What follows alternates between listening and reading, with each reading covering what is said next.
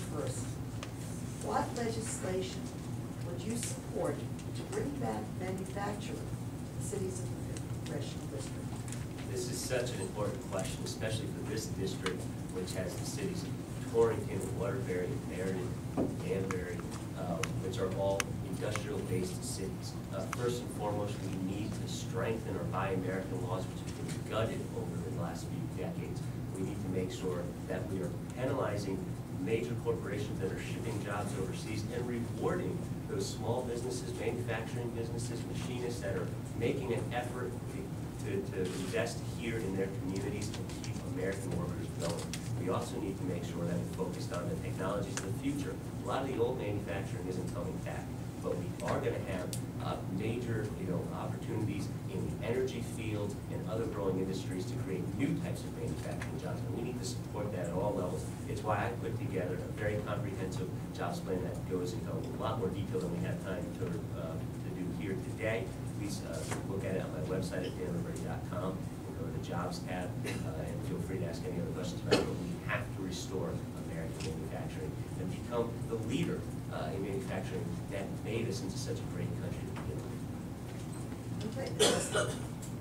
Manufacturing is near and dear to my heart. I'm the granddaughter of an engineer who started a little manufacturing company in Decorah, Iowa in the 1940s, making dimmer switches for headlights for Detroit a long time ago. And that little company, like many in Northwest Connecticut, is chugging along, and it's seeing the challenges of losing business to low wage and low labor protection countries, first to Mexico, and then to Korea, and then to China. But you know what? I know in that company, as well as in companies all up and down the valley, those jobs can and are coming back because American workers are the best in the world. Our productivity is the best in the world, and our innovation is the best in the world. So what we need in Congress is we need someone who can be a powerful, effective voice for stopping the tax laws that have provided incentives and rewarded companies for shipping jobs overseas.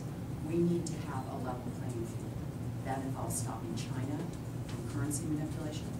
That involves enforcing our trade laws to make sure companies cannot get rewarded for using underage labor, slave labor, that they have to follow fair environmental standards and health and safety standards. And frankly, we've seen that in the last couple of months. We've seen that with the charges against Apple Computer by not following those standards in other countries. We also need to make sure that we are reinvigorating education in this country. I have made this a centerpiece of my efforts in this district, meeting with manufacturers and folks in the technical schools and community colleges. We're beginning to make a renewed effort in this district, but we need to do more because, you know what, manufacturing jobs produce more other jobs. They have a multiplier effect of 3 to 4 additional jobs for every manufacturing job created. That is one of the most effective ways to restore the middle class in this country and to reclaim the innovation that has made this country great. We are the home of Eli Whitney. We are a country of tinkerers and people who learn by doing. The country of Steve Jobs, the country of Bill Gates. Men I will know who dropped out of school because they weren't book learners. So I want to see us reinvigorate hands-on learning, apprenticeship programs, training programs, to train our young people and to retrain older workers who have lost jobs to outsourcing so that they can get back in the game, they can feed their families, they can have these good, strong, middle-class jobs. I know we can do it.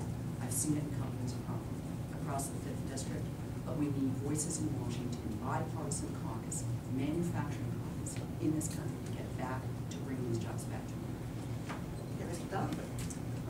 Thank you. You know, I certainly believe in community, and as I say about my run for Congress, I believe in treating everybody with fairness, dignity, respect. And on many of the issues we talk about, it falls into those 3 words. Are we treating people with fairness, with dignity, and respect? And I think when you talk about jobs and manufacturing, it fits right into that. Let me tell you something. There's a manufacturing business in my town, Joe Loudest. They've been around for a long time. The owner is a nice guy. And they manufacture gaskets of various types. His business is doing pretty good. A lot of it is dealing with aerospace and a lot of government contracts as well. Well, this past October, we all remember what happened around Halloween. He was knocked out for a week. No electricity for a week in his shop. He couldn't get the product out. But he knew he had employees that worked by the hour, and they weren't working for that week. So the question is, as an employer, does he say, sorry, you didn't work, no pay? Or do you have a sense of community, fairness, dignity, and respect? Well, Mark does. So he called all the workers in and said, you know what, you were out a week, you didn't work. But I can't cut you back. We need to get this job done this week. And electricity's back on. I need you to work hard, but I'm gonna pay you for last week. He paid them. 4 weeks, they didn't work. Because he understood fairness, dignity, and respect. He understood the contract between the workers and his business. And they are loyal workers. They are loyal workers. I spent time with them. So that's what we need to kind of reinvigorate in America, that connection between businesses and the community. And we can offer so much. As Nantucket Community College has a plan. They talk to manufacturers. Come into our college. Show us what you need in terms of skills for your workers. And we will help you write the curriculum. We will help you write the curriculum. And we will train those workers. The workers, the students who come, take that course, they have a job when they get out. The businesses are thrilled. They finally have an education system that is listening to what they need. We passed a jobs bill, a bipartisan jobs bill this last fall, working with our governor and Republicans. And we said, let's work on this. And we said, let's take that as an Nantucket experience and move that out across the state and really revitalize that. We need to do that across the country.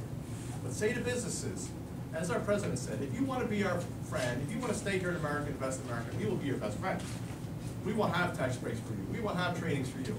But you keep your jobs here. You keep your profits here. You know, I was disturbed when I read about some of the big corporations that take their profits overseas and they don't pay taxes on it.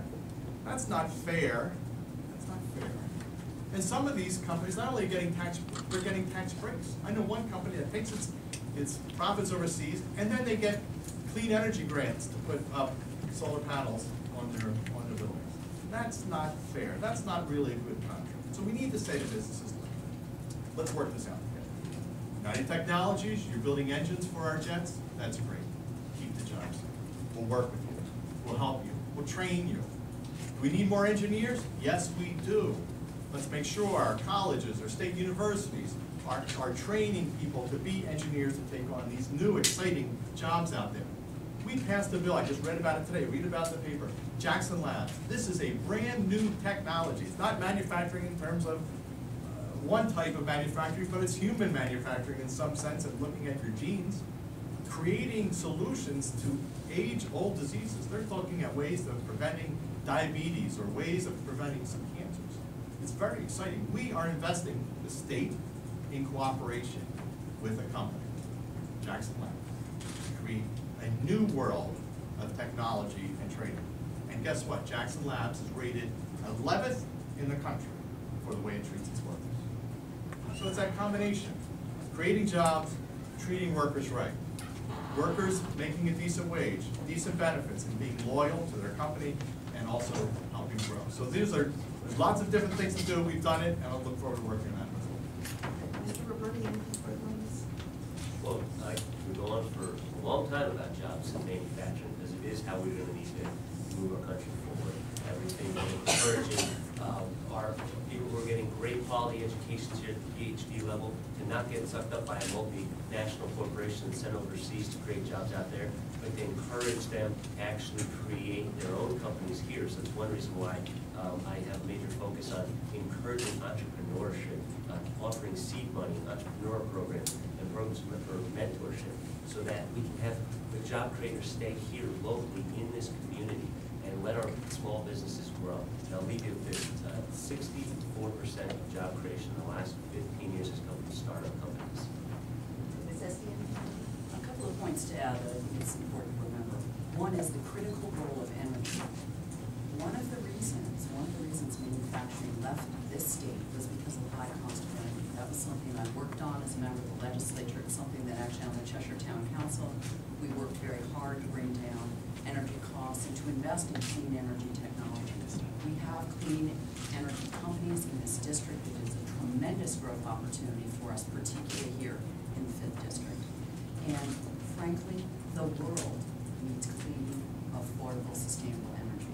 So I think that is intimately related and interconnected to our manufacturing sector, and we would be very smart to tie those two policies together to use a thoughtful, broad gauge clean energy policy that will also support American manufacturing, and the innovation in both of those fields will feed off of each other and help create jobs and allow us to export those clean energy technologies to other parts of the world. In addition to energy, which actually I worked on an energy bill to bring down the cost of energy so we can help manufacturers, we also need to do another big cost for businesses, that's health.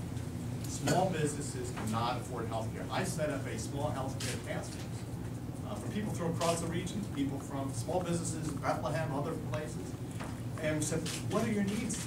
And they told us, we need affordable health care. I talked to a dentist, the health care she can afford is so expensive. Her son had a blood disease, you know, just a blood infection, $10,000 out of pocket it cost. I talked to an insurance salesman, he said for some of these high deductible plans, in order to have a baby right now, it costs $10,000. My son was born, it cost me the cost of a car seat. $5,000 deductible, and then once the baby's born, you're in the family plan, another $5,000 deductible. That's hurting small businesses. They can't expand, they can't hire workers because the cost is too high. President Obama's affordable health care plan brings down the cost of health care by limiting profits and brings up subsidies to help small businesses. I'd like to explore that, work with the president to make that even better. I'd like to see a Medicare plan being offered to small businesses. Okay, thank you, Walter. I'm going to go to the next question, and it will